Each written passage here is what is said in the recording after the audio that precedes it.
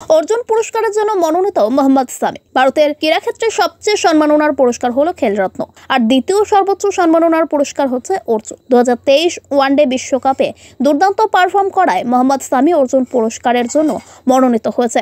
গত মাস শেষ হওয়া ওয়ানডে বিশ্বকাপে দারুণ পারফরমেন্স করেছেন ভারতের পেসার মোহাম্মদ সামি। 24 উইকেট নিয়ে হয়েছেন টুর্নামেন্টের সর্বোচ্চ উইকেট শিকারী বোলার। যদিও মোহাম্মদ সামিকে প্রথম কয়েকটি ম্যাচ বসিয়ে রাখা হয়েছিল, পরবর্তী সময়ে তাকে খেলানো হয়। ভারত ফাইনাল হারলেও উজ্জ্বল ছিলেন সামি।